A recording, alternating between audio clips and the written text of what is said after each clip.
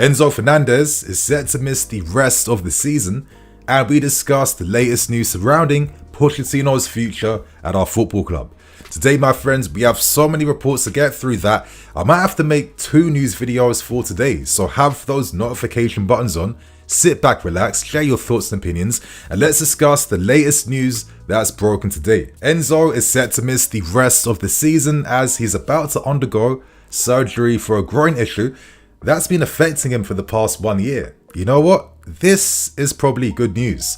Now, in the last video, I discussed this issue, and the issue at the time was that Pochettino was a bit concerned by the timing of this injury. Now, for Enzo Fernandez, he wanted to have this surgery right now to be ready for the Copa America so he can represent Argentina. Pochettino at the time was a bit skeptical and was hoping there could be a better time for the surgery, but I think since then, he has changed his tune, and Poch said last week, we are going to do what is best for Enzo. Again, we have the experience of managing the situation. First of all, the most important thing is him as a person, not as a player.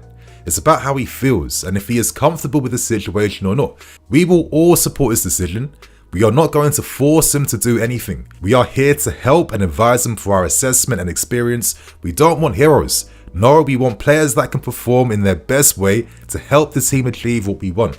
And I think this is partly some of the reasons as to why the players really take warmly to Pochettino, because he values them, he supports them, and doesn't just see them as players exclusively. So, you know what, as I said, this is good news because Enzo has not been playing his best football due to this issue. And you might be wondering, Nini, what is so severe about this injury, knowing the fact that he has been able to play mostly throughout the season. Now, Enzo has been suffering with a groin issue. It's called pubalgia, and essentially it's an inguinal hernia.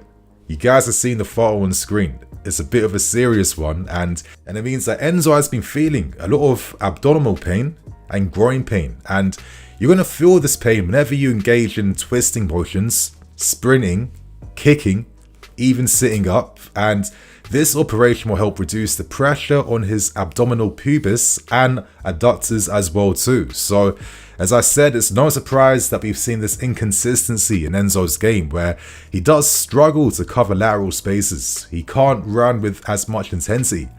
His passing has dropped and dipped too. We don't see those Travella passes which are like the, custom part of his game. His balls over the top aren't as effective, and he hasn't been able to play his best football due to suffering with pain from playing. So I have to say, I rate Enzo for being there for the team, still putting himself up for lineup selections, even though it must not be very hard.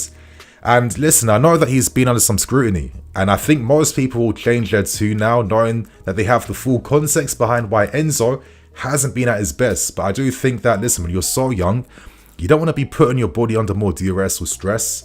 And I think it's best for everyone that Enzo gets the surgery right now, has a great tournament for Argentina, and comes back for next season. That is the best thing for his development right now. So I'm sure all of us are hoping for a swift recovery, and we will see Enzo, I guess, this summer for pre-season. So that's the latest Enzo news out of the way. And we now end things by discussing and focusing on the big reports today surrounding Pochettino's future. Now, I'm going to be quoting numerous articles from The Standard, The Athletic, plus a ton of others. But essentially, it does seem like Pochettino has the support of most of the squad. Now, a report came out from the Evening Standards, and essentially, Poch's future obviously is going to be under review at the end of this season. Now, his main objective this season was to get us back into the Champions League to secure a top 4 position. Obviously, he's failed that, but there are circumstances, there is context, and from Pochettino himself, he feels like right now, clinical decisions must be made this summer. And I'd imagine that's going to involve Poch getting the players that he wants. And they're going to be experienced players. They're going to be powerful players. The type of profiles and players that he asked for in the summer, which he never got. And essentially, he's been working with the squads in which he hasn't had much input when it comes to recommendations. Ultimately though, the sporting directors will decide his fate once this season ends, and I'm sure they'll be under pressure themselves because essentially they hired Pochettino and they actually put off other candidates, most notably in Julian Nagelsmann, who felt like he couldn't really see himself working with them because he was going to lack that support and he was going to lack that kind of control as well. But regardless, most of the players, they want to see Pochettino here for next season. They appreciate him for how he's shielded them and protected them, value them as people, not only players, and they feel like they'd like to continue working under him for next season. Now, from the players' perspective, can we understand that? I mean, since most of them have signed for us last January, they've seen 3 different managers. And if Poch goes, it means they go into next season with a 4th one. And you might feel a bit disillusioned. You might not feel as safe. You might be thinking, this whole project that was once sold to me to entice me to sign for this club, it seems like all of that is cap. All of that is lies, and yet again, I go on into next season not really knowing what the future holds. It's a new system, new approach. I have to win over another manager, and for players who are still developing, who are still young, listen, these guys aren't 26, 27, 28, where they've been there, they've done that, this is easy for them. You know, it's not the best environment that's going to help, you know what I mean, bring that confidence out of the players. Still though, we're learning some more interesting insights behind the scenes. It was reported that many of the players feel like they've frozen under pressure and they've struggled to adapt to the expectations placed on them for this season. Now that's a mad one, right? Does that make sense? I mean, nearly every player we signed, most came from mid-table clubs or from like smaller clubs. I respect them, obviously, your Benficas, your PSVs, of course, they're still big European football clubs, but come on, let's be realistic. The expectations and pressure placed on you when you're playing for a top 4 club, a powerful club like us, where there's scrutiny, media attention, all eyes are on you. You can't hide anywhere. Every mistake you make, you're going to know about that, and you'll keep knowing about that every single day, every single week. It's a massive, massive learning curve, and it doesn't help that you've signed so many young players who are still developing that don't have experience around them to shield them, to get them through these moments, to help them. That squad balance isn't necessarily there. So it's no surprise to me that a lot of them will be taken aback by the pressure on them. We learned earlier this season from Nico Jackson that obviously the pressure of playing at Villarreal compared to us, where he could make those same misses and mistakes at Villarreal, people will forget about that. The scrutiny's not there because no one's expecting Villarreal to win La Liga, to consistently get Champions League football. Those expectations simply aren't the same. And to come here where there's so much hope and attention placed on you every time you get things wrong, I can see why a player like Nico, plus many other players this season, have frozen under pressure, do make mistakes. And ultimately it comes down to the fact that we had such an aggressive phasing out of everything old at Chelsea that, you know, we've created a new Chelsea team that has no identity. We are still trying to figure out what the identity is for this new group of players and this new squad. I think that's what Pochettino is trying to instill. It would be easier if there were players from before that already knew what those expectations were, and they helped the younger guys and helped transition them into understanding this is what Chelsea is. Because listen, a lot of fans feel today that they don't necessarily feel that spirit in the team, which makes a lot of sense because essentially we're still a squad of strangers that have been assembled over an 18-month period. And I say this because another report mentions that there's this feeling that there are some cliques within the squads, and a lot of that is due to the language barrier. Now, from my head, I can imagine most of the Spanish speakers, your Nicos, Enzos, Caicedos, Cucureas, Sanchez's, etc., they're gonna naturally click up, right? The English guys will click up. The guys that have been here before will click up. I can get that. Listen, I'm not saying that at big clubs all the players are best friends with each other, no. But to form that relationship and understanding, that togetherness where, you see it translated on the field. I'm going to eat up an extra 5-10 yards on the pitch because I see you're out of position. I'm going to be there for you. Whereas if that spirit isn't necessarily the same, if you see that your man is making a mistake, you're thinking, I don't have to cover for that. That's not my job. This is the issues that can come when you haven't fully patterned that togetherness and spirit within a team. So these are the details that simply have to be addressed, right? And obviously for other things we're learning too, some players feel like Poch has been too soft on inconsistent players. Now that's also pretty interesting.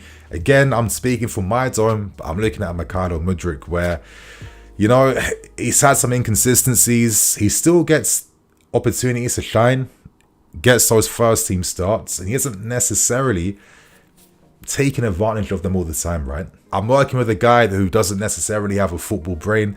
If I'm too harsh on him, that's going to be pretty counterproductive. But equally then, there's other players on the bench who are like, I should be playing because you don't need to coach me that much. So it's going to be very tense for Poch to manage every single situation to like 10 out of 10 capabilities. But he has to find these solutions, right? Ultimately, though, it was reported that two influential members of the board who are unknown, they are open to Poch remaining again for next season. And partly their reasoning comes down to understanding the injury crisis. Listen, if you had Reece James, Ben and Nkunku consistently fit this season, you're probably doing a lot better on the field, right?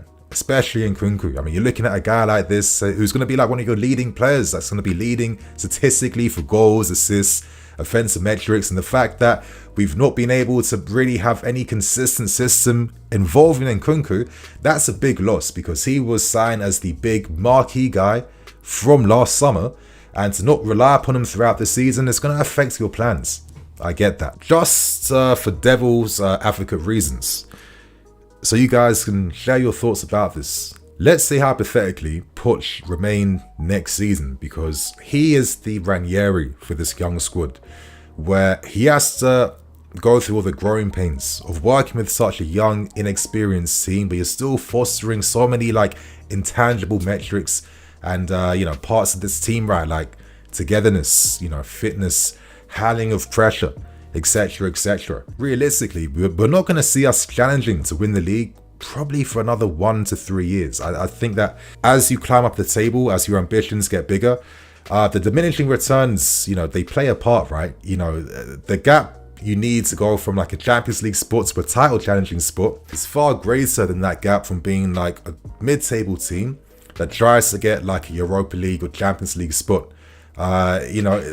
Everything's harder, everything's more difficult. You have to be more perfect behind how you play, because to win a league, you probably have to win like a good 65% to 70% of your games throughout the season and consistently do that. That's the difference. How long is it going to take for us to see that level of top class, high class consistency from these young guys? Yes, they have the talent, where in my eyes, when most of these guys are between 24 to 28 years old, you're going to see phenomenal things from them. But in the meantime, they're not necessarily going to be those players that are good enough to help you win everything for right now. If we're going to do things responsibly, should there not be like a multi-year plan where it's like, okay, the fact that we at least are getting like a top 10 finish, hopefully, fingers crossed, touch wood, we can still find ourselves in Europe at least, whether that's the Conference League or the Europa League. At least that's like a small little like foundation that you're building and taking into next season. Let's say hypothetically Pochettino next season can get us into a European spot in the Champions League. Maybe you then decide, okay, you know what, thank you for working with this the squad in this stage of their development, but right now we need a different manager now that can now help them become those winners, and this is why I discussed those parallels between like a Ranieri and a Jose Mourinho, where Ranieri, he was working with all the difficulties of a young team, but Mourinho came in and he was able to work with winners, and he was able to work with a different team at a different stage of their development, and that's how we pushed on to become the club that we became. Let's say Pochettino gets listened to, gets heard, those clinical decisions get made where we sign experience, but like 3-4 top quality experienced guys who are pre-peaking, like an Osimhen, I don't know, Lautaro Martinez, other players of that caliber in midfield, defense. Should they be the realistic targets that we set ourselves now? Because realistically, even if we have a phenomenal summer window, are all of us expecting us to get guaranteed Champions League football for next season, or to get like, a guaranteed title challenge next season? We aren't a one season quick fix away. Do we accept that this is the reality that it takes to become a top club? The fact that we've invested all our money into young players with inexperience. Do we do right by them and look to invest in them properly? And could investing in them properly involve keeping Pochettino, who's already done positive work with some of these guys to the point that the squad feel connected to him? Would it be better for them to have Poch here just for like the developmental stages of their careers, before he gets phased out for the next big manager. Again, that's my devil's advocate food for thought, because listen, if you ask my opinion, would I like to see another manager next season? Probably yes. And listen, I understand and sympathise with the injuries. I can imagine that's going to kill your tactical preparations. We've seen Poch switch things up so many times throughout the season. It never helps that you don't have, consistency in your squad to rely upon. I get that.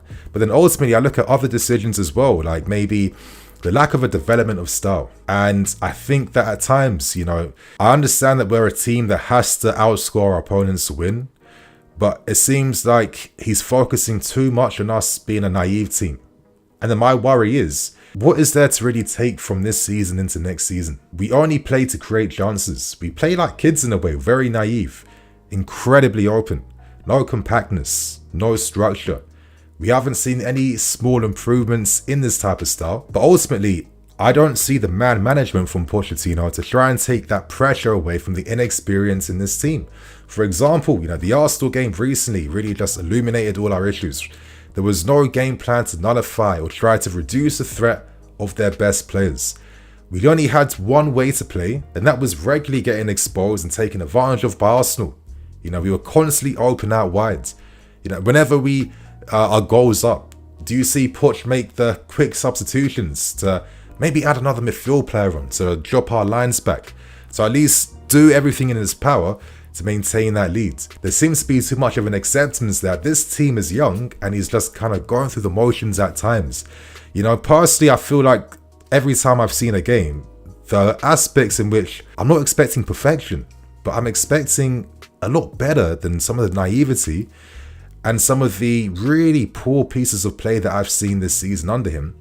And this is what makes me worried about the future. What are these players necessarily about to improve upon under him?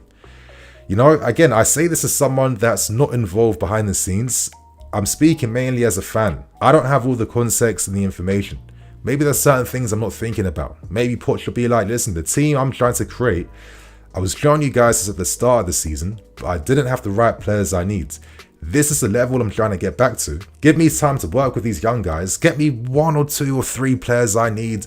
Let me wait for these guys who are injured to get back to the team, and I promise you're going to see what I'm really about next season. And maybe this is why there's a possibility that Pochettino could remain for next season. And I guess this is where the conversation is currently at. So my friends, share your thoughts and opinions.